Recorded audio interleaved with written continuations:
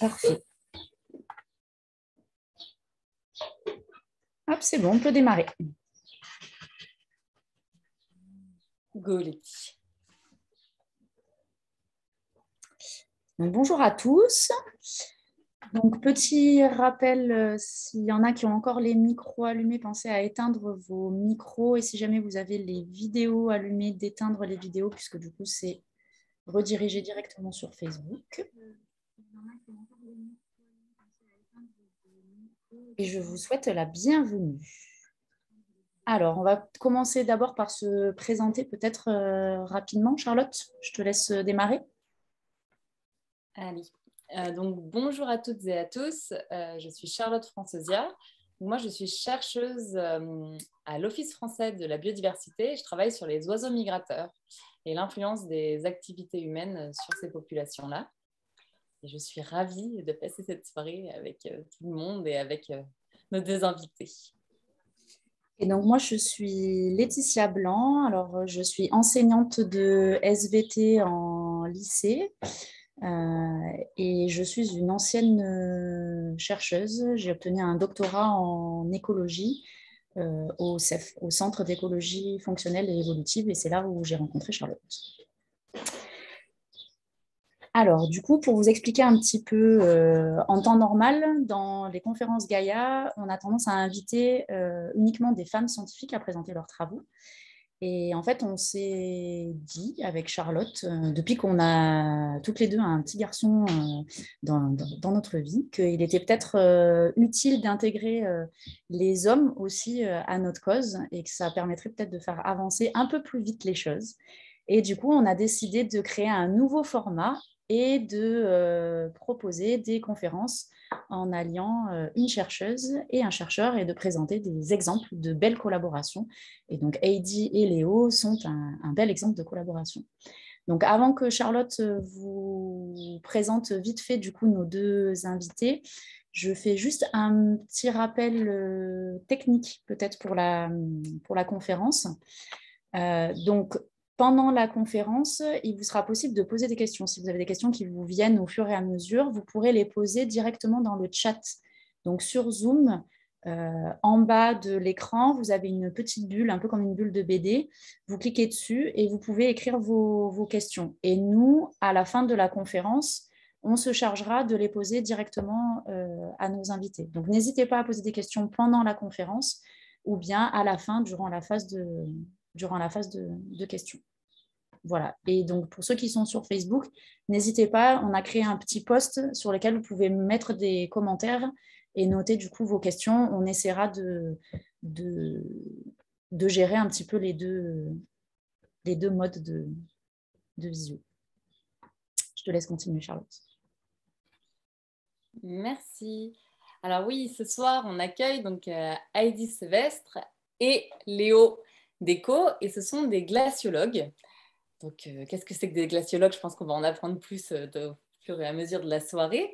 On est vraiment super contente avec Letty de les accueillir tous les deux ce soir, parce qu'on a l'impression de rentrer dans un monde, de partir à l'aventure scientifique, de partir à l'aventure d'un monde qui nous est inconnu finalement. Donc, c'est chouette, on va voyager. On a déjà voyagé pour la première webconférence en duo. On est allé dans l'espace. Maintenant, on va dans la glace. Donc, au top, merci beaucoup. Donc, Heidi, elle est membre de l'Arctic Monitoring and Assessment Program, l'accent à peu près. Et elle enseigne aussi la glaciologie. Et surtout, je voulais parler d'une aventure assez extraordinaire, mais dont tu vas peut-être parler après. C'est aussi le projet, toutes les expéditions que tu fais dans les différents glaciers à travers la planète. Donc ça, c'est aussi ce côté-là d'aventurière qui nous a plu et qui a fait aussi qu'on t'a contacté à la base. Et Léo est glaciologue et aussi guide polaire. Donc Léo a été invité par Heidi. C'est à chaque fois on contacte donc quelqu'un qui me dit moi j'ai un super duo, mon duo c'est voilà. Donc là le super duo c'est Léo et il est en ce moment en thèse au Svalbard. Enfin, il fait son terrain au Svalbard. Donc, c'est bien ça? Non, je vois faire... C'est pas ça? C'est pas du terrain au Svalbard? Je me suis loupée. Si, tu es en Svalbard, mais Et la avec une thèse en Pologne. université polonaise. Ouais, basée en Voilà, Pologne. c'est ça. Donc, merci beaucoup d'être ici. Et puis, je vais vous laisser à présent la parole pour, ça y est, nous faire voyager. Super. Écoutez, merci infiniment Laetitia et Charlotte pour votre invitation. Je suis absolument ravie en tout cas d'inaugurer peut-être ce nouveau format homme-femme avec Léo. Et exactement ce que vous venez de dire, notre objectif avec Léo, c'est vraiment de vous transporter ce soir. C'est de vous emmener avec nous sur le terrain, comme les glaciologues, pour comprendre l'importance de ces glaciers que l'on connaît bien. Et là, j'ai une petite photo que j'ai prise avec Léo, c'était il y a quelques semaines à peine. On a eu la chance de se recroiser au Svalbard et d'aller bourlinguer un peu à droite et à gauche pour aller voir des glaciers plus somptueux, plus impressionnants les uns que les autres. Et pour moi, c'était vraiment important ce soir de pouvoir vous inviter à vraiment comprendre concrètement c'est quoi ces glaciers, comment ça fonctionne et pourquoi est-ce qu'on nous bassine sans arrêt sur l'importance de ces mondes de neige et de glace. Aujourd'hui, c'est très clair, on est en train de perdre nos glaciers. Il n'y a aucun doute là-dessus. Partout dans le monde, les glaciers sont en voie d'extermination. Il n'y a pas un glacier aujourd'hui qui ne subit pas de plein fouet le dérèglement climatique. Mais surtout, ce qui est important de comprendre, c'est que si ces glaciers des Alpes, de l'Himalaya, de l'Arctique ou de l'Antarctique réagissent au dérèglement climatique, eh ben, ce sont nous, les humains, qui allons subir les conséquences de plein fouet. Alors, je voulais en profiter ce soir avec Léo pour lancer un appel. C'est la première fois que je le fais et justement, je pensais que c'était opportun de le faire pendant les conférences Gaïa.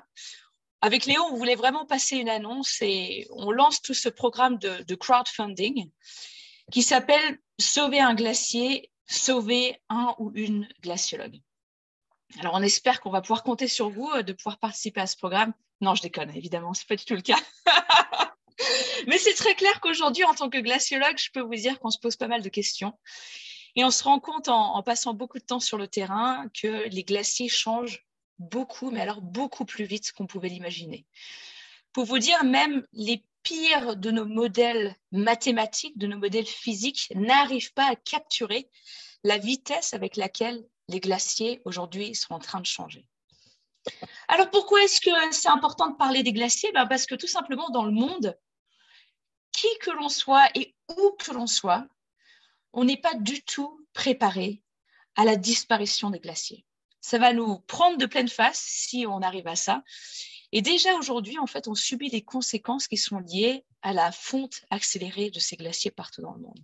Alors, s'il y a deux raisons à prendre pour vous expliquer pourquoi les glaciers sont importants, c'est celle-là. La première, c'est que 70% de l'eau potable sur Terre est prise au piège dans les glaciers et dans les manteaux neigeux.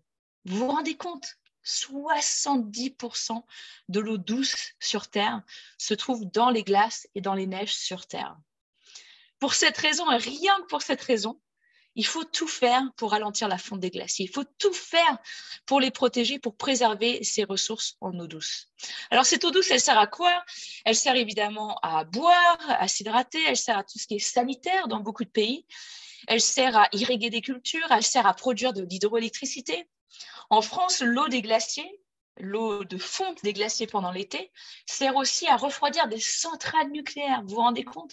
Donc, cette eau, elle est super importante. Elle sert pendant l'été à maintenir le débit des rivières. On sait par exemple que le Rhône, s'il n'y avait pas des glaciers dans les Alpes suisses, dans les Alpes françaises, en plein été, le débit du Rhône, il diminuerait de 40%. Donc, c'est très, très important de maintenir ces glaciers dans la meilleure santé possible. La deuxième raison pour laquelle les glaciers sont importants, c'est tout simple, c'est que quand les températures sur Terre augmentent, les glaciers, c'est pas très compliqué, ça fond, ou les glaciers, lorsqu'ils arrivent jusqu'au niveau de la mer, ils vèlent des icebergs. Et ça, c'est une expression un peu chelou, mais ça veut tout simplement dire que des morceaux de glace se décrochent des glaciers, tombent dans l'océan. Et ça aussi, ça contribue à augmenter le niveau des océans partout dans le monde. La combinaison de la fonte et du vélage d'iceberg peut être cataclysmique. Et on sait qu'aujourd'hui, les océans gagnent en volume, principalement parce qu'il y a des glaciers qui fondent, mais aussi parce que les océans se réchauffent. Et en se réchauffant, ils prennent un petit peu plus de place. Et pour vous donner un ordre d'idée, aujourd'hui sur Terre, il y a 200 000 glaciers. Il y a de quoi faire pour moi et Léo. Je peux vous dire qu'on ne s'embête pas du tout. Si on prend tous les glaciers de montagne, donc les glaciers des Alpes, de l'Himalaya, les Andes, l'Alaska, tous ces petits glaciers de montagne, entre guillemets, s'ils fondaient d'un coup, le niveau des océans globalement sur Terre augmenterait d'environ 40 cm. Donc, ça ne paraît pas énorme. Croyez-moi, c'est déjà énorme pour certains pays. Mais si on regarde ce qui se passe au niveau des grosses calottes polaires, qui sont le Groenland au nord et l'Antarctique au sud, si ces deux calottes polaires se mettaient à fondre et à disparaître complètement, le niveau des océans globalement, partout sur Terre, augmenterait en moyenne de 65 mètres. Et aujourd'hui sur Terre, entre 0 et 10 mètres d'altitude, sur les littoraux, sur les côtes, il y a 700 millions de personnes qui y habitent. Je ne parle pas des 65 mètres, je parle vraiment entre 0 et 10 mètres d'altitude, il y a 700 millions de personnes. Donc même si on perd une partie des glaciers de montagne, une partie du Groenland et une partie de l'Antarctique, c'est toute la planète qui va être touchée. Ce n'est pas ceux qui habitent au bord des océans, c'est tout le monde, puisqu'il risque de créer des mouvements de population parce que des parties de terre émergées vont se retrouver sous le niveau des mers. Alors les glaciers, c'est pas très compliqué. Comme je vous ai dit, quand les températures augmentent, les glaciers fondent, mais avec Léo, on s'est dit qu'on allait être sympa ce soir et qu'on allait partager avec vous la recette pour faire un glacier. Ça, je peux vous dire, on ne la partage pas tous les jours. C'est un peu un secret, comme ça, dans la communauté des glaciologues. Mais vous allez vous rendre compte qu'en fait, les glaciers, c'est très simple. C'est très simple, ça paraît simple. Pour faire un glacier, la recette, elle est facile. Déjà, il faut que vous soyez dans un endroit où il fait froid toute l'année. Soit au sommet des montagnes, soit dans les régions polaires. Et ce qui se passe, c'est puisqu'il fait froid, quand il se met à faire des précipitations, les précipitations, elles tombent sous forme neigeuse. Et année après année après année, on se retrouve avec des couches de neige les unes sur les autres. Ça forme un millefeuille de couches de neige. Et très rapidement, ce millefeuille il devient de plus en plus lourd, de plus en plus dense. Ce millefeuille de couches de neige devient extrêmement épais. Je compte sur vous, Laetitia et Charlotte, pour muter les gens. Je vous remercie. Ce millefeuille de couches de neige devient de plus en plus épais, de plus en plus lourd. Et petit à petit, la neige va se transformer en glace. Et c'est comme ça que les glaciers partout dans le monde se forment. Ouais, je peux te rappeler plus tard. Laetitia et Charlotte, je ne sais pas, c'est parce que je suis sur une vision. Vincent, j'en profite. Vincent, si tu m'entends, voilà, n'hésite pas à te muter, c'est très sympa. Et donc, c'est comme ça que les glaciers se forment. C'est tout simplement par la compaction de la neige. Et ce qui est absolument fascinant avec les glaciers, et ça, on va vous en parler beaucoup plus ce soir, c'est que les glaciers, ils sont énormes. Les glaciers que Léo et moi, on étudie, ils font plusieurs centaines de mètres d'épaisseur, ils font des kilomètres, voire des dizaines de kilomètres de longueur. Et sous leur propre poids, tout simplement, cette glace, elle va se mettre en mouvement.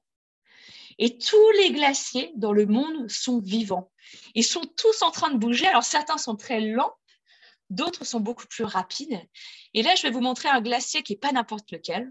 Au milieu de l'image, ce que vous voyez, c'est le glacier du Khumbu, la chute de glace du Khumbu qui descend du mont Everest.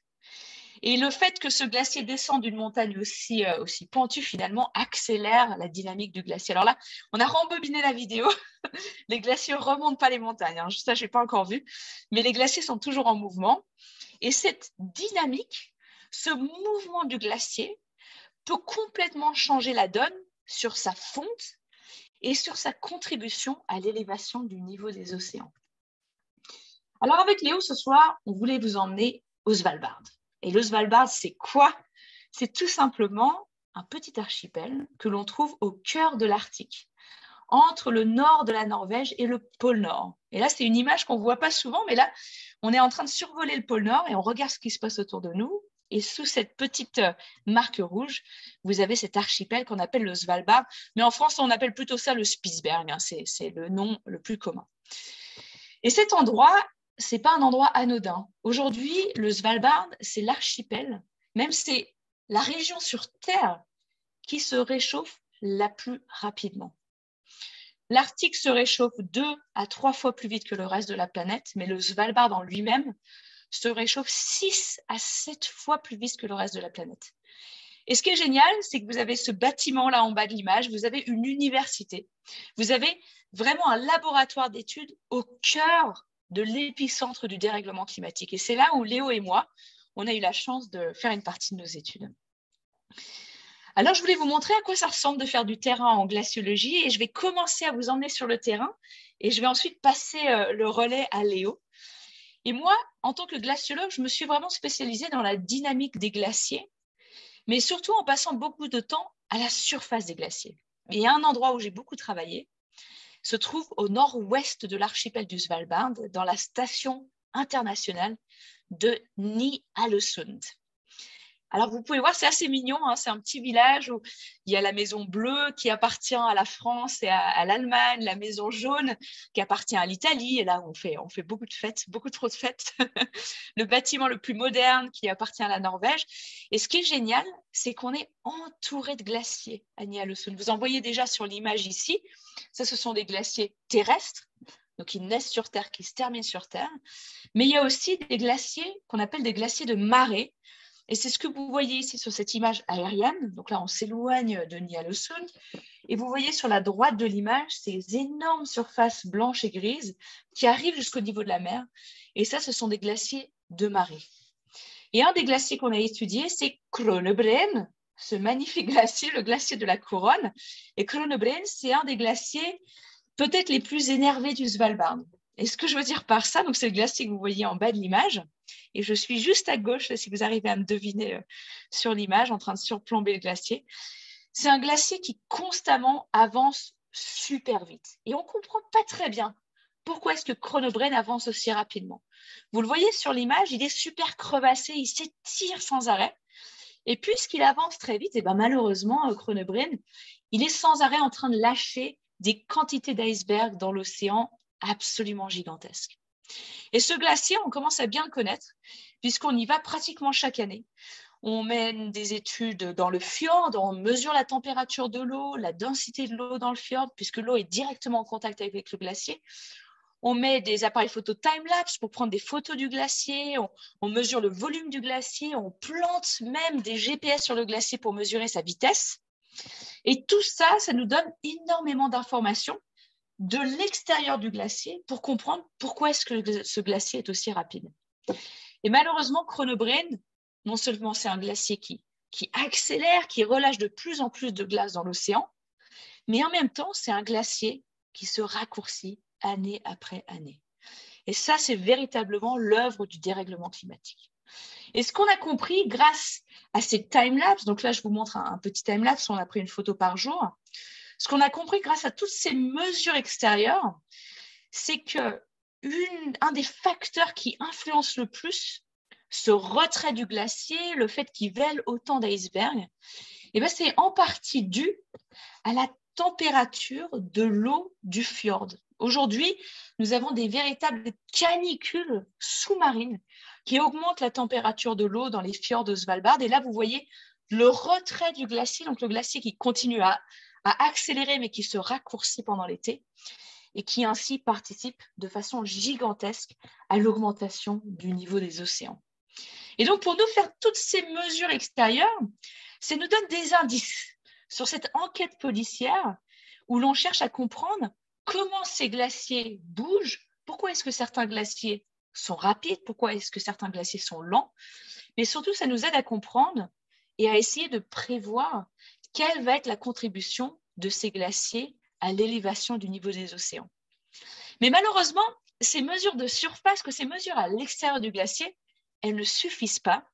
Et parfois, il faut des gens un peu fous, comme Léo Decaux, pour rentrer directement dans les entrailles des glaciers et comprendre exactement ce qui se passe par là-dessous. Donc Léo, je te passe la main.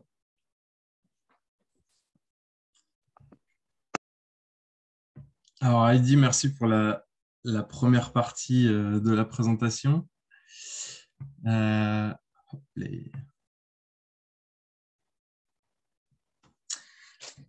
alors Heidi vous a parlé de Kronebreen, donc un des nombreux glaciers qu'elle étudie dans le monde.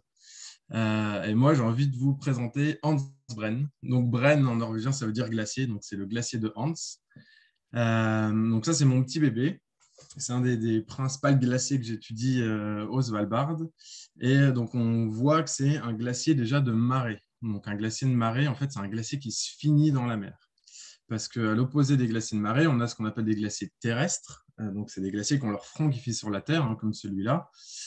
Et on voit des différences. Il n'y a pas trop de crevasses en fait, sur les surfaces de ce glacier terrestre, alors que le glacier de Kronebreen tout à l'heure ou le glacier de Hansbreen, on voit qu'il y a énormément de crevasses au niveau du front. Et il y a des crevasses en fait parce que ce glacier, les glaciers de marée ils bougent beaucoup plus que les glaciers terrestres. Donc la glace peut se déformer, mais jusqu'à un certain point. Donc les glaciers de marée vont bouger beaucoup plus rapidement. Elle dit que ça s'écoulait tout le temps. Un glacier, c'est une masse de glace sur un socle rocheux qui s'écoule sous son propre poids. Même une pente de 2%, ça suffit pour que les glaciers s'écoulent. Et ces glaciers s'écoulent beaucoup plus rapidement que les glaciers terrestres, dû à l'interaction dont Heidi a parlé tout à l'heure avec l'océan. Et quand la glace ne peut pas supporter cette déformation, elle va craquer. Donc là, c'est comme ça qu'on va créer des crevasses.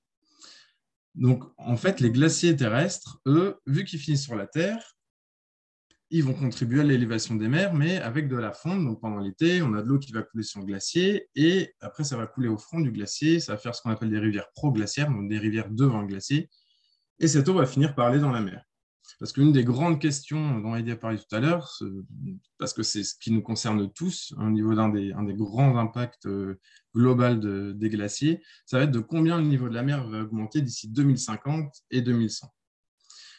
Donc les glaciers terrestres, ils contribuent avec de la fonte directe. Donc c'est comme si vous avez un verre d'eau, ça tombe bien, j'en ai un là, hop, et ils rajoutent directement de l'eau à l'intérieur du verre. Donc le niveau va monter.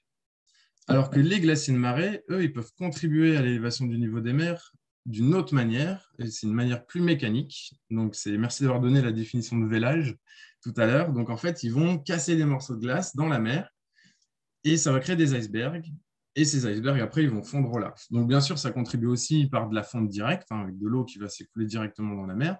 Mais il y a aussi, je reprends mon petit verre d'eau, on va casser, on va véler, donc on va mettre des glaçons dans notre verre. Et là, le niveau, hop, il va monter. Après, vous pouvez laisser le petit glaçon fondre, le niveau, vous essayerez chez vous, il ne va pas changer. Donc, le glacier de marée va contribuer à l'élévation du niveau des mers à partir du moment où il va véler l'iceberg. Et là, ça y est, il est compté, il est dans le verre. Après, on s'en fiche ce qui lui arrive plus tard. Donc, c'est pour ça que c'est super important par rapport aux glaciers terrestres d'étudier la dynamique de ces glaciers de marée. Parce que plus leur dynamique va être importante, donc c'est leur vitesse d'écoulement, hein, plus ils vont avancer rapidement, plus ce taux de vélage, plus cette production d'iceberg va être importante, donc plus la contribution à l'élévation du niveau des mers va être importante. Et c'est là que vient du coup mon étude.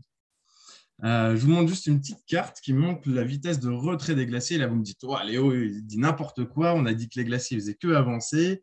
Bien sûr, un glacier ne peut pas remonter la pente, hein, il ne va pas se bagarrer contre la gravité, mais on parle du recul des glaciers. Alors, c'est un peu bizarre, mais c'est un recul physique. Donc, en fait, on va voir une année le front à une position, comme sur le timelapse de Kronebreen tout à l'heure, et l'année d'après, on va voir que le front, il est plus en amont. Et il est plus loin, il recule. Donc là, ce n'est pas du tout contradictoire avec le fait que les glaciers avancent tout le temps.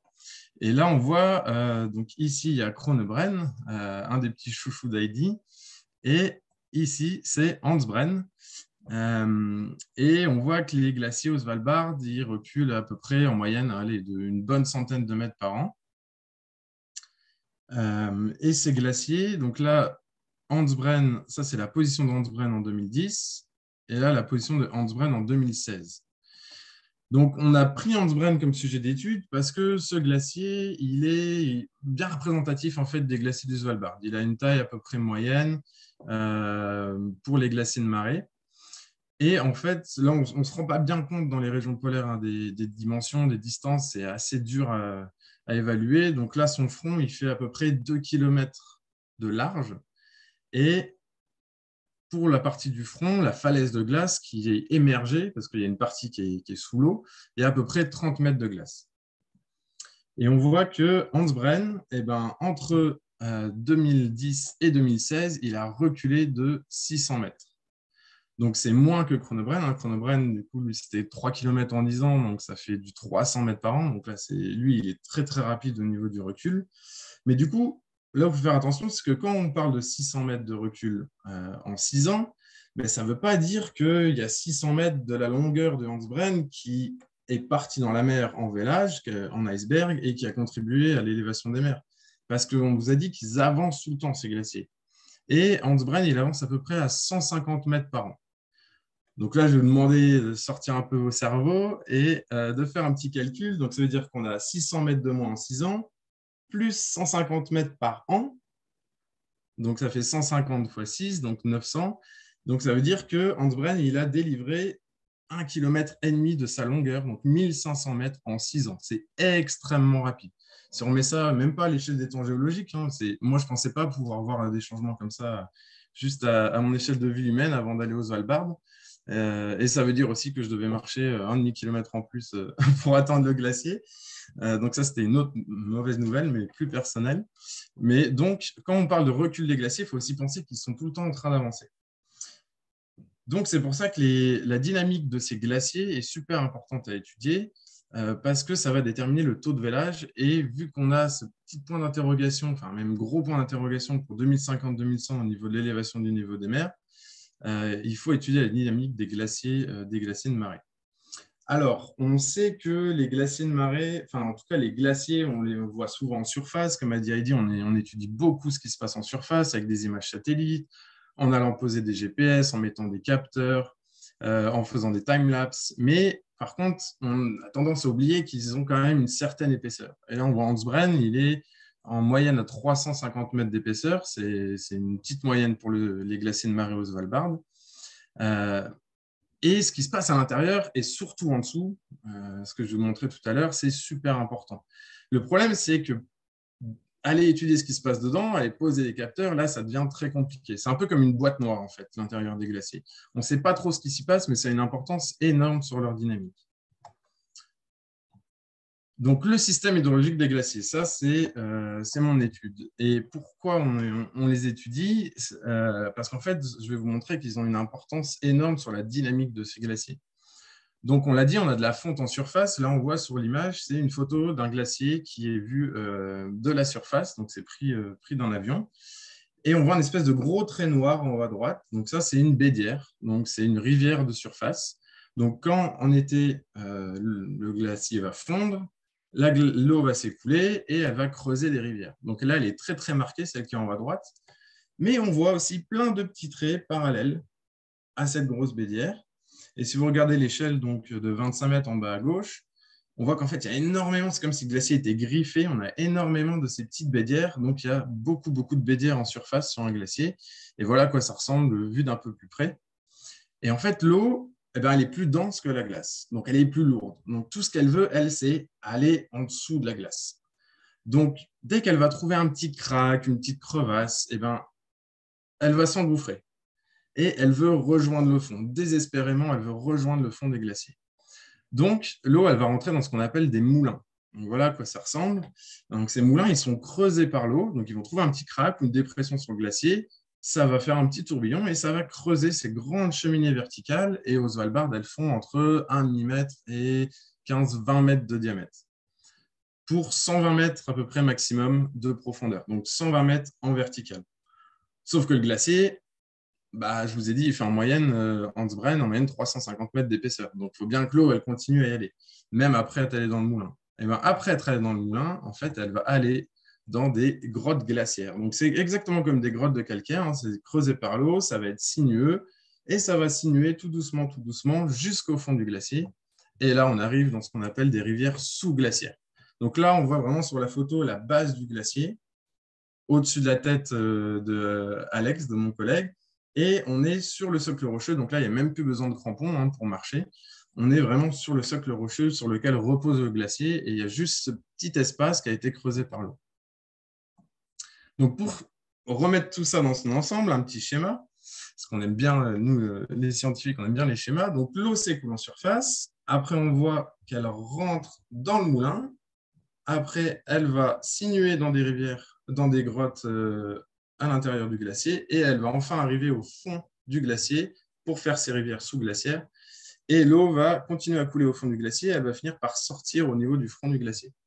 Donc, la sortie au niveau du front du glacier, c'est facile à étudier sur les glaciers terrestres parce qu'on le voit, parce que le front est sur la Terre. Alors que les glaciers de marée, ben là, c'est un peu différent parce que là, ça va ressortir à la base du front. Donc, vu qu'il y a une grosse partie du front qui est sous l'eau, ben, ça va ressortir sous l'eau. Donc là, on ne le voit pas. Et pourquoi je vous embête avec le système hydrologique des glaciers depuis tout à l'heure? C'est parce qu'en fait, un glacier, on dit que c'est toujours en mouvement, ça s'écoule sur de la roche.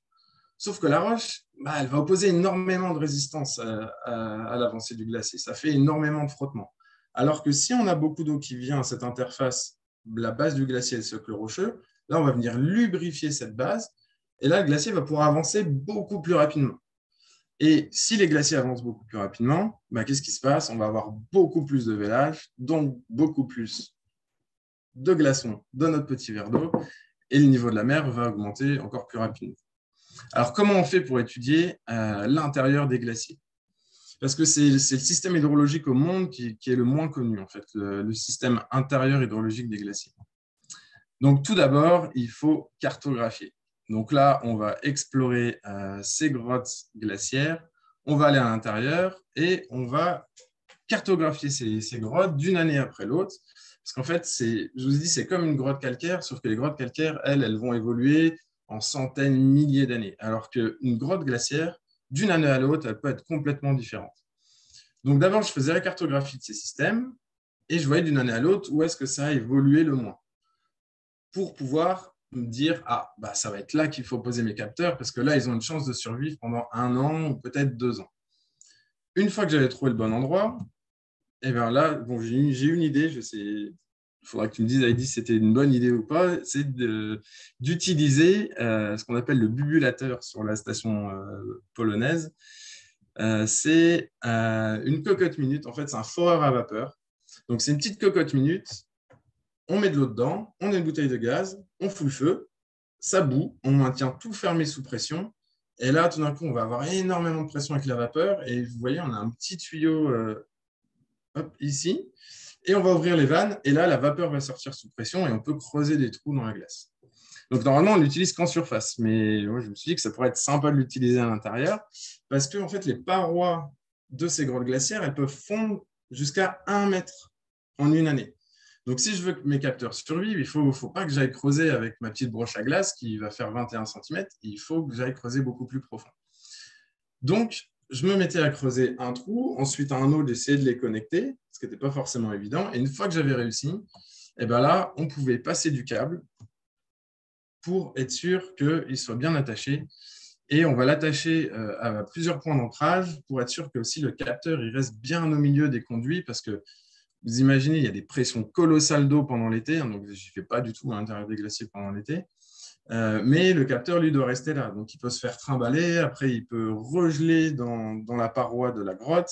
Et s'il regèle dans la paroi de la grotte, il va être pris dans la glace. Et en fait, pour mesurer les fluctuations d'eau, je mesure la pression que je vais convertir en fluctuation d'eau. Et s'il est pris dans la glace, je vais juste mesurer la glace qui est en train de broyer mon capteur. Alors, une fois qu'on a mis, pourquoi on met tous ces capteurs? Pourquoi on fait tout ça? Donc, Heidi, tu l'as bien dit tout à l'heure, ça, c'est en fait une carte qui représente le réchauffement. Donc, c'est des mesures, ce qu'on appelle la vérité en science, c'est ce qu'on va mesurer. Donc là, ce n'est pas un modèle. C'est les mesures du réchauffement de la planète. Donc, on sait que la planète se réchauffe à peu près d'1,1 degré depuis l'ère industrielle. Mais si je m'arrête sur les dernières années, en fait, ce n'est pas du tout homogène. On le voit très bien sur cette carte. C'est vraiment une moyenne globale de réchauffement. Et pourquoi on va étudier les glaciers dans les régions polaires? Heidi l'a dit tout à l'heure, en fait, il y a un phénomène qu'on appelle d'amplification arctique. C'est que les zones polaires vont se réchauffer beaucoup plus rapidement que le reste de la planète. Et le Svalbard, c'est le plus rapide, c'est 7 fois plus rapide. Et l'Arctique, c'est 2 à 3 fois plus rapide qu'à nos latitudes. Donc, imaginez, si on a beaucoup plus de réchauffement dans les régions polaires, on va créer beaucoup plus d'eau de fonte pendant l'été, donc beaucoup plus d'eau à l'interface de socle rocheux et de la base du glacier. Et là, les glaciers vont aller très, très, très vite, ils vont véler beaucoup plus de glace. Et du coup, le niveau de la mer va augmenter beaucoup plus rapidement. Et le Svalbard, c'est un super laboratoire pour étudier ce qui se passe au Groenland, parce que c'est beaucoup plus facile d'accès d'un point de vue de la logistique. Aussi, je n'ai pas trop envie de me risquer d'aller dans les glaciers au Groenland, qui sont beaucoup plus massifs que le Svalbard. Donc, si on comprend ce qui se passe au Svalbard, on peut le transposer au Groenland. Et en fait, c'est lui, en Arctique, qui est super important pour l'élévation du niveau des mers, parce que Heidi l'a bien dit tout à l'heure, c'est 7 mètres d'élévation du niveau marin.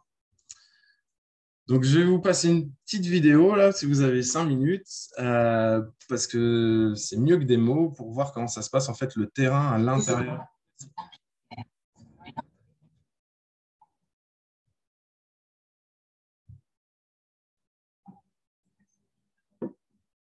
Donc là, c'est les moulins qu'on va réouvrir pendant l'hiver.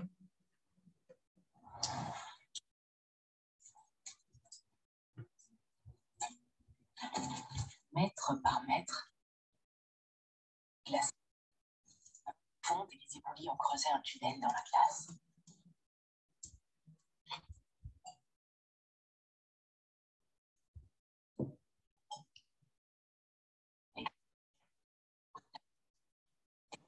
Congelés. Et tous forment une structure hexagonale.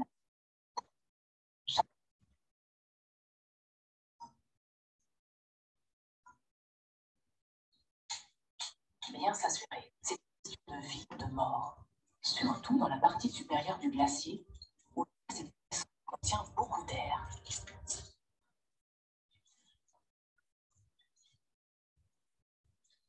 Les vagues descendent à intervalles réguliers, les la température et les mouvements du glacier. Ces appareils vont passer les points ici. Les hauts.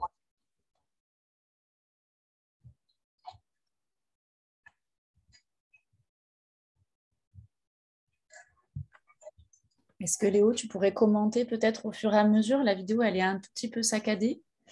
Et le son, on ne l'entend pas. Donc, si tu pouvais peut-être commenter au fur et à mesure. Merci.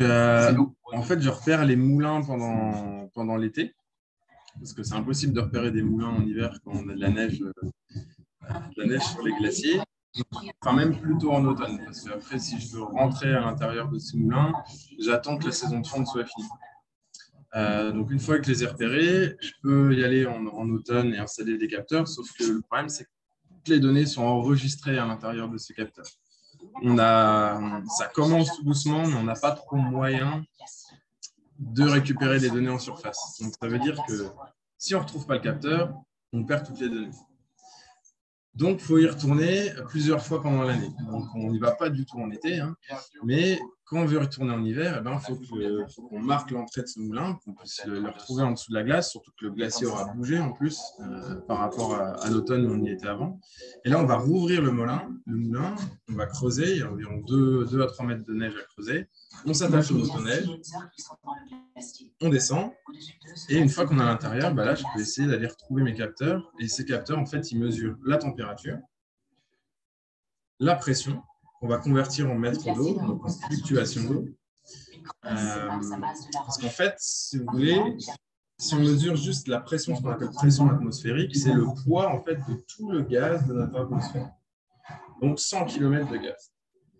Et ces 100 km de gaz, si jamais je vois que la pression est supérieure, imaginons qu'on a 2 fois la pression atmosphérique, ça veut dire qu'on a la pression de l'atmosphère plus 10 mètres d'eau. Donc en fait, 10 mètres d'eau, ça a le même poids que toute notre atmosphère au-dessus de notre tête. Donc là, je peux convertir en mètres d'eau et je peux voir en fait la fluctuation de l'eau à l'intérieur des glaciers. And the fact that the glacier is not lying anymore on the rock, which is like very hard to move on it, but it's actually on the water, so it's very easy to slide. And the more water that's interface ice and rocks, the faster the glacier will go. Voilà, donc là on était vraiment au fond du glacier. Et étudier en fait tous ces mouvements d'eau à l'intérieur des moulins, au fond du glacier, là on peut voir en fait ce qui se passe dedans et pourquoi le glacier répond comme ça avec sa dynamique. Parce qu'en surface, j'avais des GPS, donc on peut mesurer la vitesse d'écoulement du glacier. Et là, on peut relier en fait les conditions météo avec la quantité d'eau et les mouvements d'eau à l'intérieur du glacier avec son mouvement. Et jusqu'à maintenant, on avait 12 jours de mesures de fluctuation d'eau à l'intérieur des glaciers, de mesures directes dans ces cavités, parce qu'on peut mesurer l'eau qui fluctue à l'intérieur en creusant des trous. On n'est pas sûr d'être dans ces rivières glaciaires. Et du coup, après avoir posé mes capteurs, j'en ai retrouvé, je ne sais pas du tout combien j'allais en retrouver, et j'ai réussi à en retrouver à peu près 70%, donc j'étais très étonné de me retrouver autant. Et j'ai réussi à ressortir entre 6 mois et 2 ans de mesure en continu, donc avec une mesure toutes les demi-heures. Et surtout, ce qui est très important, c'est qu'on a vu ce qui se passait en hiver. Et en hiver, en fait, une des plus grosses découvertes de ma thèse, c'est que maintenant, malheureusement, au Svalbard, on a de la fonte pendant l'hiver, alors que la température moyenne est de moins 15. Mais on a des moments, et Heidi, je pense, s'en souvient aussi très bien quand elle a fait son expédition au Svalbard en ski. Elle a dû avoir des moments où tu as eu très chaud, je crois. Eh ben, j'ai vu avec ces capteurs à l'intérieur en hiver qu'on a eu une semaine de fonte, et une semaine de fonte, juste une semaine de fonte pendant l'hiver, ça a rempli le glacier d'eau, et le glacier était déstabilisé jusqu'à la fin de l'hiver, donc les 3 mois suivants. Donc le glacier allait 2 fois plus vite que sa vitesse normale hivernale. Donc ça veut dire que le glacier contribuait 2 fois plus à l'élévation du niveau des mers que ce qu'il fait normalement juste à cause d'une semaine de fonte. Voilà. Merci pour votre attention. Et puis, si vous avez des questions, il faut se détendre un peu à l'intérieur parce que c'est stressant des fois. Donc, et les Polonais sont de très bons compagnons de terrain. Elle est génialissime, cette photo. Merci. Ah ben, ça, c'est super comme vision de fin. Ah oui. Ben, merci beaucoup à Heidi et Léo. On va donc n'hésitez pas à poser vos questions hein, dans le chat comme l'a expliqué Laetitia au début de la conférence. Et on va donc poser vos questions maintenant. Tac, tac, tac. Alors, on commence?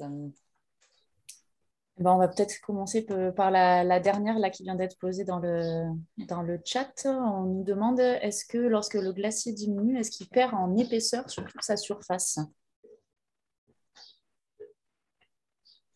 Tu veux prendre cette question, Léo? Qu'est-ce que tu en penses? Vas-y.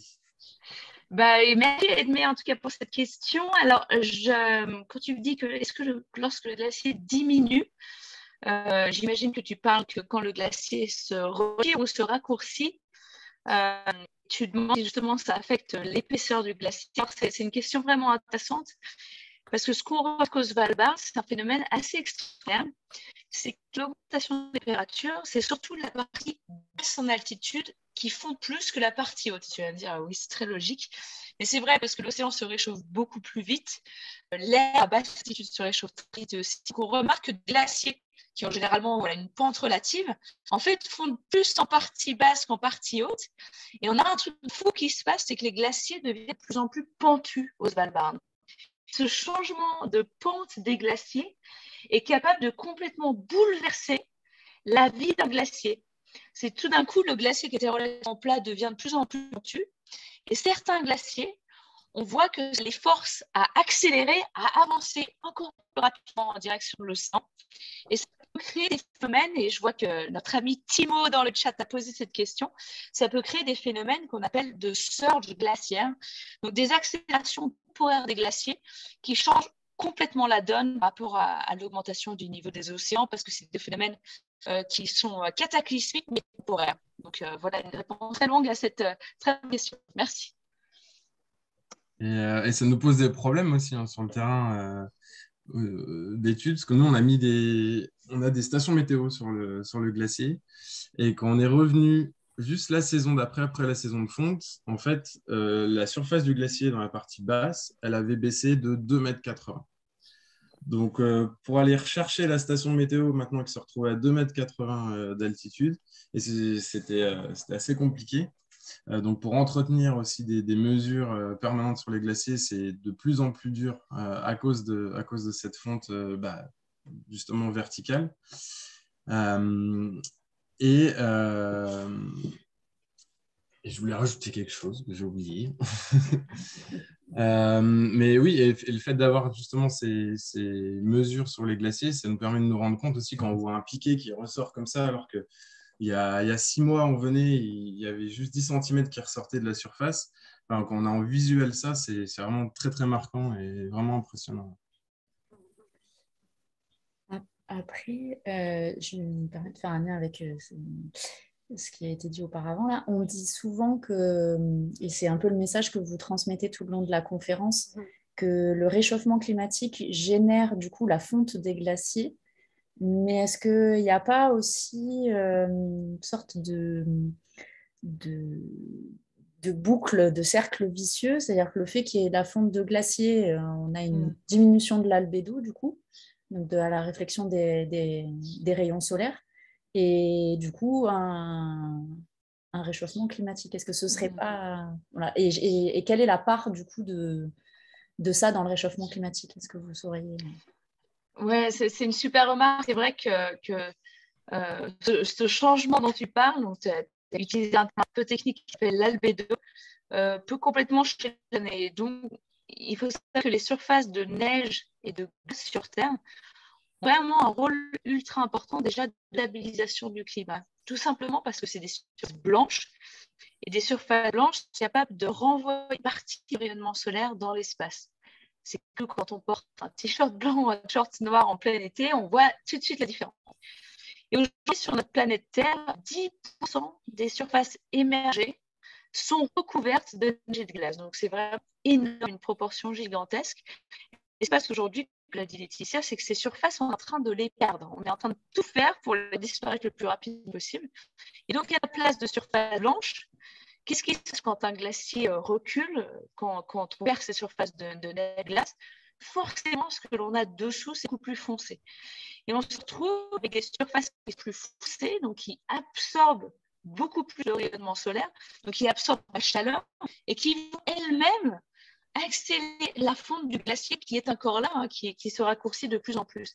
Et on se retrouve très vite dans ce cercle vicieux qui se met en place, où on a moins de glace parce que ça se réchauffe. Le fait qu'on a moins en moins de glace fait qu'on absorbe de plus en plus de chaleur sur Terre, qui accélère encore plus la fonte de la glace. Et ça ne veut pas dire que c'est un phénomène irréversible, mais ça veut dire que ça va être encore beaucoup plus compliqué de le ralentir. Et tu m'as demandé à la fin, voilà, est-ce qu'on sait la proportion de l'augmentation des températures par rapport à l'effet d'albédo? Je ne pourrais pas te dire. Mais je sais seulement le ratio pour l'Arctique. Et l'Arctique, on dit aujourd'hui qu'à peu près 40% de la fonte de l'Arctique s'explique par ce changement de couleur des surfaces. Et ces surfaces blanches aussi s'assombrissent elles-mêmes à cause de la pollution atmosphérique. Donc, bref, la situation devient de plus en plus compliquée. Merci. En plus, du coup, tu as répondu à la question de Marc sur le côté irréversible de la fonte des glaciers. Alors, par contre, je veux juste répondre très rapidement parce que Marc, c'est une question super importante. Ouais. Et un truc, tu sais, si Léo et moi, on passe autant de temps à essayer de comprendre les glaciers, c'est aussi pour comprendre cette notion d'irréversibilité ou pas. Et on sait que pour ces glaciers que Léo et moi, on étudie au Svalbard, c'est pas compliqué. On diminue les températures, ces glaciers-là, ils repoussent. C'est vraiment très simple. Ça devient vraiment très compliqué quand on s'intéresse aux calottes polaires, donc le Groenland et l'Antarctique. Et je vais donner un chiffre très simple. On sait que si on dépasse le seuil qui est entre 1,5 degré et 2 degrés d'augmentation de température sur Terre, ce qui est le seuil de l'accord de Paris dont on parle beaucoup, on déclenche une déstabilisation inarrêtable du Groenland et de l'Antarctique. Et aujourd'hui, on est à 1,2 degré d'augmentation de température. On court vers les 1,5 degrés, vers les 2 degrés. Il y a énormément de décisions qui sont en train d'être prises en ce moment par le Parlement européen, mais il y a aussi énormément de décisions que nous allons prendre ce week-end et le week-end prochain. Et je peux vous garantir que les personnes pour qui on va voter les week-ends qui arrivent, ont aussi un énorme pouvoir de décision sur est-ce qu'on veut pulvériser ce seuil des 1,5 degré ou pas. Et là, on est très clairement en train de tout faire pour le dépasser le plus vite possible. Donc, il y a véritablement un seuil physique d'irréversibilité par rapport à ces calottes polaires. Et encore une fois, le Groenland et l'Antarctique, ensemble, c'est 65 mètres d'augmentation globale du niveau des mers. Donc voilà, je voulais juste insister là-dessus. Non, mais super, merci beaucoup. Mais en plus de passer le temps à les étudier, c'est encore une fois merci de prendre aussi le temps de venir nous l'expliquer, parce que c'est important de comprendre aussi pour agir et pour comprendre vraiment l'impact qu'il y a, en effet, de ces glaciers qui nous paraissent parfois super loin de nous. Et du coup, il y a une question peut-être des glaciers plus proches. En France, une question sur le glacier de la mer de glace vers Chamonix. C'est quoi, donc, qu'ils font également, c'est quoi son impact? Est-ce qu'il peut aussi avoir un impact sur l'augmentation du milieu de la mer, sachant qu'on le voit très loin de la mer? Quel impact ça a, la fonte de ces glaciers aussi qu'on voit terrestres un petit peu? Bon, bah, même si c'est Heidi qui vient des Alpes, je vais en parler un peu. Mon père, il m'emmenait souvent là-bas, et par exemple, le glacier des Bossons, aussi, qui est pas loin, lui, il recule, mais à une vitesse folle. Et bah, bien sûr, hein, comme toutes les rivières, ça finit par se jeter dans la mer. Donc qu'il soit très très loin des mers ou pas, de toute façon, à partir du moment où l'eau fond, si c'est pas de l'eau qu'on a utilisée pour autre chose avant, elle va se retrouver dans la mer. Donc elle va contribuer à l'élévation du niveau des mers, ça c'est sûr. Mais justement, ces glaciers qui sont loin dans les terres, là où ils ont une importance cruciale, surtout pour l'homme, parce que moi, j'en ai marre aussi qu'on dise il faut sauver la planète, il faut sauver la planète, parce que c'est pas vrai. Hein, la planète va très très bien, elle était très bien sans nous. C'est un caillou qui tourne, il tournera jusqu'à ce qu'il n'y ait plus de système solaire. Donc, ce qu'il faut sauver, c'est les espèces animales et végétales vivant sur la planète maintenant, et vous inclus dans les animaux, parce qu'on a vraiment tendance à oublier qu'on fait partie justement des animaux et de cette évolution. Ces glaciers qui sont très loin dans les terres, eh ben, eux, vu qu'il y a ces rivières, eh ben, on a la chance, toutes les espèces vivantes qui croisent le chemin de ces rivières ont la chance de justement pouvoir reposer sur cette ressource en eau. Et le fait que ces glaciers fondent et qu'ils diminuent très rapidement, eh ben, ça va causer de gros problèmes au niveau ça va diminuer le débit des rivières, hein, comme a dit Heidi tout à l'heure pour le Rhône.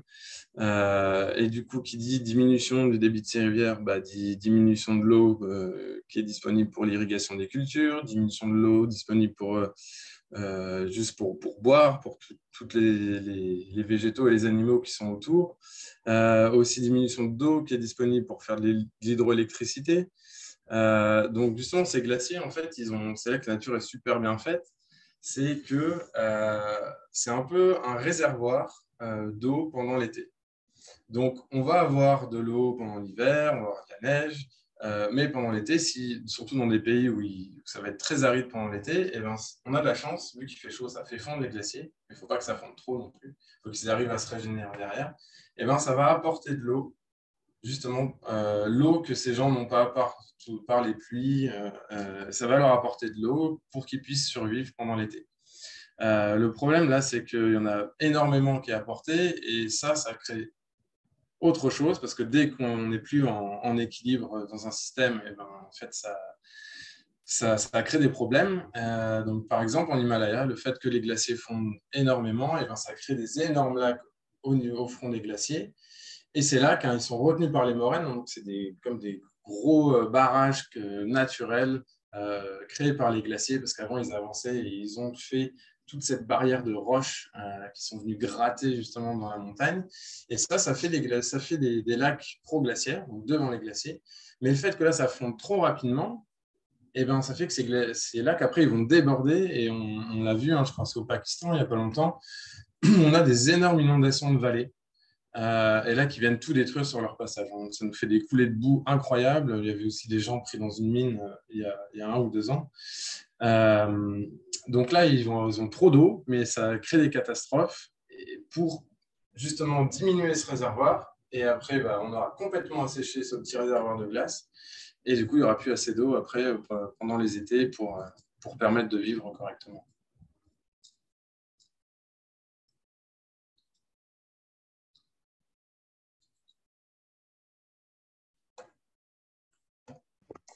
Laetitia, je crois que tu es sur mute. de souci. C'est mieux, c'est mieux. Merci. On avait des petites questions concernant les cristaux. Donc, est-ce qu'on observe un changement de structure des cristaux de glace qui constituent le glacier? Et ça fait une belle question, je trouve, pour le programme d'enseignement scientifique à l'heure actuelle. Ça, je crois que c'est une question pour Léo, parce que Léo, il est toujours dans les grottes de glace et il en voit plein des cristaux.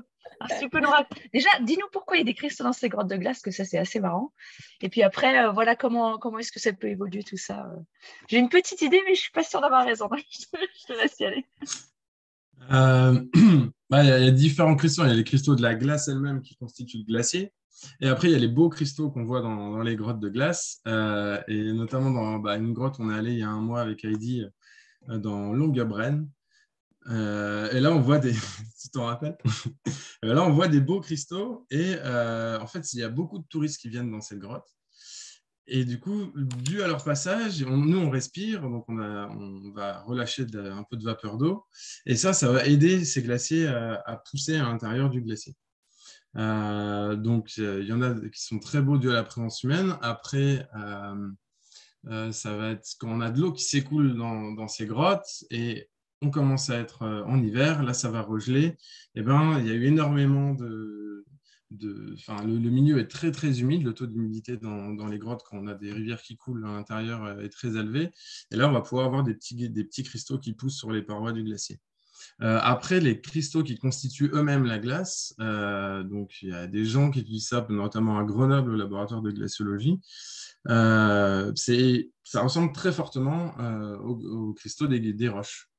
Pour les géologues, si on parle par exemple de métamorphisme, on peut avoir du métamorphisme dans la glace. Donc, on va avoir des cristaux de glacier qui vont être soumis à des pressions et des températures assez élevées. Donc là, pour différentes raisons qu'en géologie, parce qu'en géologie, on va avoir une plaque qui va plonger. Du coup, quand on plonge dans la terre, il fait plus chaud. Les pressions sont plus grosses parce que on est enfoncé dans la terre. Là, ça va être surtout dû à des zones de pression énormes dans le glacier, parce qu'on a dit un glacier est toujours en mouvement, mais ce n'est pas un mouvement uniforme. C'est un peu en accordéon à des endroits. Donc, il y a des endroits où ça va s'étirer, on va faire les crevasses, et des endroits où ça va se compresser. Et là, on peut changer la nature des cristaux et avoir ce métamorphisme qui devient présent. Après, est-ce que le réchauffement climatique change vraiment les cristaux qui composent les glaciers? À ma connaissance, non. À part forcément en surface, ça va surtout en fait changer les cristaux de neige. S'il fait plus chaud, là, les cristaux de neige ils changent et ils vont devenir plus arrondis s'ils se réchauffent. Et un cristal qui est plus arrondi, mauvaise nouvelle, il a moins de surface pour réfléchir les rayons du soleil, donc il va capter un petit peu plus la chaleur. Donc là où il y a quelque chose d'important, il y a vraiment un effet du réchauffement climatique sur des cristaux, ça va être plutôt sur des cristaux de neige que sur des cristaux du glacier tel quel. Je ne sais pas, Heidi, si tu avais quelque chose à rajouter là-dessus. Tellement parfait, Léo. Je ne peux rien rajouter. Ouais, impressionnant.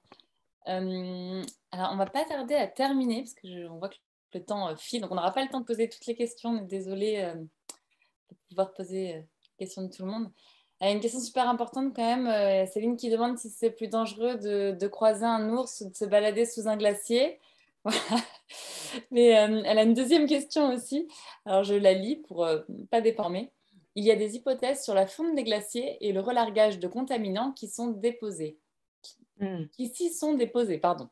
Une idée si des polluants sont rejetés au Svalbard via ce biais? Oui, et coucou Céline, en tout cas, merci pour ta question. Et là, tu soulèves un point vraiment hyper important. Alors, peut-être que je laisserai Léo répondre à la question l'ours, les grottes de glace, mais je vais plutôt m'intéresser sur les polluants et les contaminants. Et ça, c'est un truc sur lequel le groupe de travail pour lequel je bosse, qui s'appelle AMAP, travaille beaucoup. En fait, ces grandes surfaces de neige et de glace, c'est un peu comme des réceptacles naturels à tout ce qu'on balance dans l'atmosphère. Donc, toutes nos activités qui rejettent des particules fines, nos activités qui rejettent aussi beaucoup de mercure, à chaque fois qu'on brûle des énergies fossiles, notamment du charbon, ça rejette beaucoup de mercure, tous les pesticides que l'on émet généreusement pour nos cultures, tout ça, ça se balade dans l'atmosphère, ça retombe forcément quelque part. Et ces glaciers, ce sont justement des sortes d'archives naturelles de toutes ces pollutions. Et malheureusement, lorsque ces glaciers sont en train de fondre, eh ben, avec leur eau de fonte, ils vont relâcher tous ces polluants. Et aujourd'hui, on se rend compte que l'Arctique est une des régions extrêmement polluées parce qu'on a ce qu'on appelle une remobilisation de ces polluants qu'à la base, nous-mêmes avons émis. Donc, le fait que la banquise soit en train de disparaître, que les glaciers disparaissent, relâche des quantités de mercure absolument gigantesques, relâche des PCB, relâche des pesticides. Et malheureusement, l'Arctique, c'est une région habité, alors pas malheureusement c'est habité, mais malheureusement, on a des populations, on a 4,5 millions d'habitants dans l'Arctique, qui sont les populations qui sont vraiment sur la ligne de front du dérèglement climatique. Donc déjà qui subissent des conditions complètement bouleversées, complètement imprévisibles et extrêmes, mais en plus, toute la nourriture locale que ces populations prélèvent, toute leur eau qu'elles boivent, les sols que ces populations utilisent en partie, tous ces écosystèmes sont vraiment très contaminés par ces contaminants, par ces pollutions-là. Et donc, c'est un travail sur lequel on se concentre énormément auprès du Conseil de l'Arctique. Et ensuite, Léo, je ne sais pas si tu veux répondre à la question ours ou grotte de glace. Je peux vous dire que les grottes de glace, c'est super dangereux en tout cas. Ce que vous a montré Léo, ça a l'air très romantique comme ça. C'est un peu tendu, quoi. Mais vas-y Léo, je te laisse répondre à la question. Non, mais j'ai eu mes petits moments à l'intérieur des glaciers et j'ai eu plus de petits moments chauds à l'intérieur des glaciers que de moments chauds avec les ours Ouais. en 8 ans. Et, parce que déjà, l'ours, il faut le croiser. Ce qui n'est pas forcément évident quand on est sur le terrain. Et il y a un vieil adage aux Svalbard qui dit que nous, on va voir un ours sur 7 qui passera près de nous, parce que normalement, on ne les intéresse pas. Hein. Ils s'en vont, ils ont peur de nous. Donc, le moment où ce sera dangereux avec un ours, il faut déjà en rencontrer plusieurs fois. Et en fait, dans toutes ces rencontres, la proportion de rencontres qui se passent mal est quand même assez réduite. Par contre, si ça se passe mal, ça se passe très mal. Donc, il y a intérêt à être prêt. Alors que quand on va dans les glaciers ou sous les glaciers, là, on est constamment exposé. Il peut y avoir du danger à tout moment. Et c'est simple, c'est faire de la spéléo, mais dans un milieu qui est constamment en mouvement. Donc, du coup, on va évaluer les risques avant d'y aller. On va choisir les bonnes conditions météo. On va déjà étudier le glacier aussi, parce que c'est sympa quand même de connaître dans quel glacier on va, parce que tous les glaciers sont différents. Pour moi, je pense pareil pour Addis, ils ont chacun leur personnalité. Ils se comportent tous différemment. Et si on est d'accord avec ce taux de risque, eh ben, là, on décide d'y aller ou pas. Mais je dirais plutôt grotte de glace que ours polaire. Surtout que les grottes de glace nous protègent les ours polaires. Donc ça, c'est plutôt pas mal.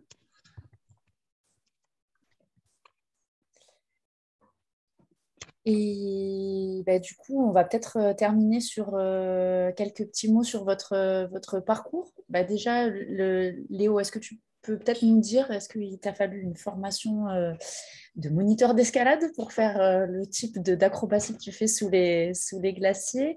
Et qu'est-ce qui t'a amené à faire une thèse en tant que glaciologue? Quel a été un petit peu ton parcours pour arriver jusque-là? Et on terminera avec le même type de questions pour Heidi.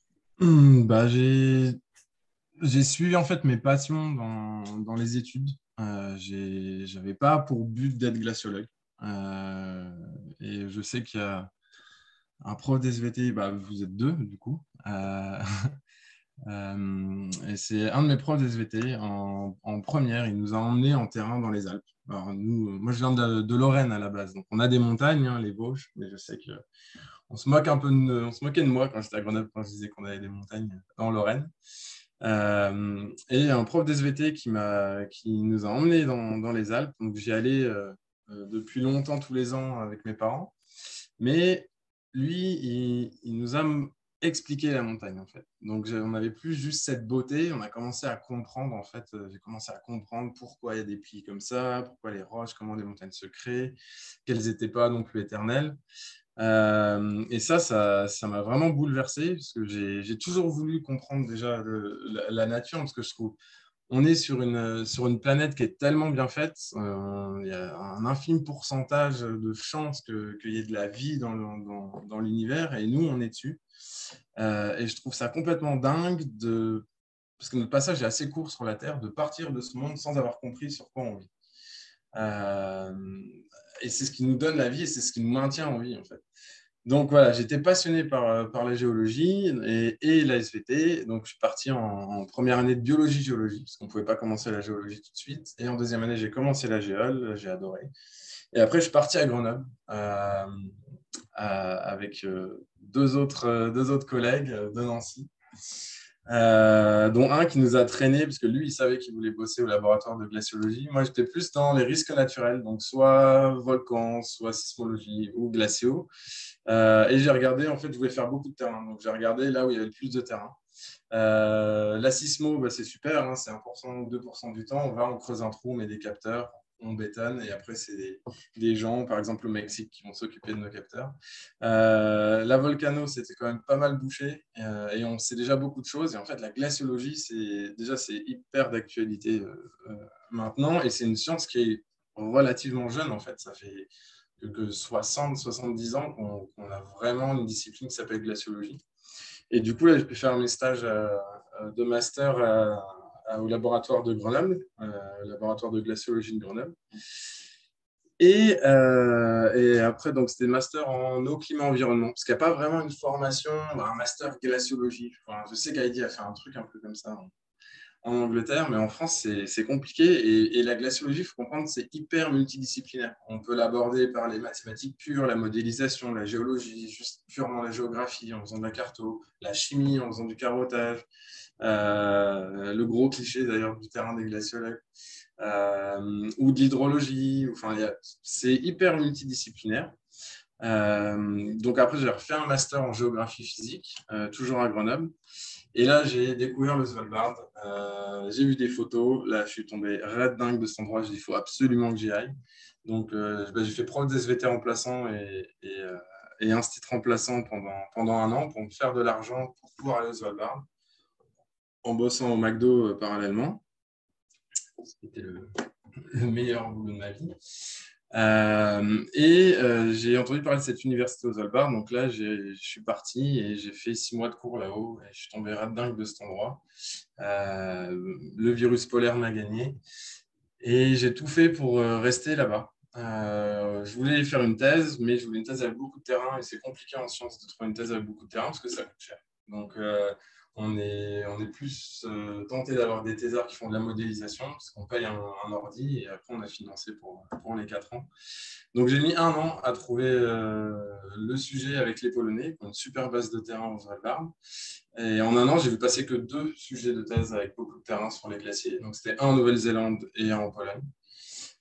Donc j'étais pris avec les Polonais et du coup là je suis en train de finir ma thèse sur les glaciers du Svalbard, avec en tête bien sûr de retourner vivre au Svalbard parce que c'est un endroit qui nous renvoie un lasso et qui nous ramène à chaque fois, qui a ramené Heidi il n'y a pas longtemps d'ailleurs.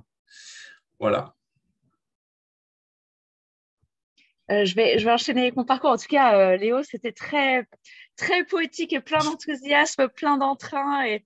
Et écoute, moi, je n'ai pas une vision aussi romantique de mon travail. Moi, je voulais juste passer du temps en montagne. Donc, c'est pour ça que je suis devenue glaciologue. C'était plutôt basique. Mais on m'a expliqué, voilà, quand j'étais ado, qu'on payait des gens pour passer du temps en montagne. On les appelait des glaciologues. Et je me suis dit, ouais, ça a l'air plutôt sympa comme job. Et donc, ce que j'ai fait comme parcours assez rapidement, j'ai commencé en fait par un lycée agricole qui ne paraît pas être le meilleur point de départ pour devenir glaciologue, mais ça m'a vraiment beaucoup rapproché de la nature. Et ensuite, j'ai fait un parcours universitaire classique, donc j'ai fait une licence en géographie physique. J'ai eu la chance de faire mon semestre Erasmus en 2008 au Svalbard, donc c'est là où j'ai chopé mon virus de l'Arctique. J'ai enchaîné avec un master de glaciologie au Pays de Galles, un doctorat en glaciologie au Svalbard. Et ensuite, j'ai enchaîné avec un post-doc, donc le premier job après le doctorat à l'université de St Andrews en Écosse. Et ensuite, j'ai quitté le monde académique pour essayer de me consacrer exclusivement à la communication scientifique. Donc, c'est ma passion. Comme Léo, on a beaucoup d'envie, en tout cas, et beaucoup d'entrain pour rendre notre science accessible au plus grand nombre. Et aujourd'hui, on sait que, et justement grâce aux conférences Gaïa, on peut le faire avec vous ce soir, mais on sait que si la science n'est pas communiquée, elle n'a pas d'impact. Et donc, pour nous, c'est vraiment crucial, en tout cas, de rendre cette science accessible au plus grand nombre. Et aujourd'hui, je travaille auprès du Conseil de l'Arctique. Donc, avec mon équipe, on coordonne toute la recherche sur le dérèglement climatique en Arctique, mais aussi la recherche sur les polluants, les contaminants, la santé humaine, la radioactivité en Arctique. Et on communique cette science auprès des gouvernements de l'Arctique. Donc, voilà rapidement mon parcours. Bah, super, merci beaucoup, vraiment. C'était génial et on voit bien l'exercice qui n'est pas toujours facile pour des scientifiques de vulgarisation, de passer le travail, de faire comprendre, etc. Ça se voit que vous l'aimez parce que vous le faites à merveille. C'est gentil, merci. Laetitia, je te laisse conclure. Oui, alors du coup, donc, je vous remercie aussi de vive voix. C'était vraiment, vraiment top. Et comme dit Charlotte, vous savez vraiment bien transmettre les choses. C'est à la portée de tout le monde. J'en profite pour faire peut-être un petit rappel. Justement, on m'a demandé en message privé s'il était possible de revoir la vidéo. Sachez que la vidéo qu'on a enregistrée là est disponible sur notre chaîne YouTube. Donc, on la mettra en ligne à partir de demain, très certainement. Donc, vous pourrez la revoir et voir aussi les autres conférences qu'on a effectuées cette année et l'année dernière. Et on se retrouve du coup la semaine prochaine, donc lundi prochain, avec une nouvelle conférence et un nouveau duo.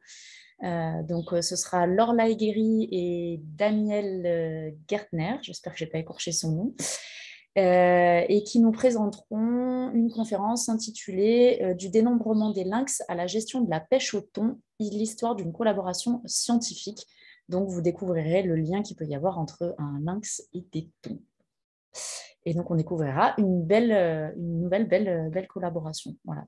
Donc, dans le chat, on va vous mettre vite fait les liens vers notre chaîne YouTube et notre page Facebook pour que vous puissiez vous tenir au courant des prochaines conférences. Et sur ce, je vous souhaite de passer une bonne fin de soirée. Je pense n'avoir rien oublié.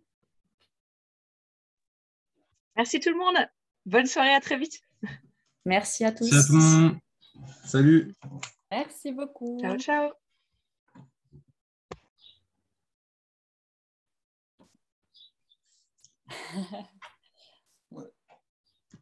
Alors, on attend que tout le monde se...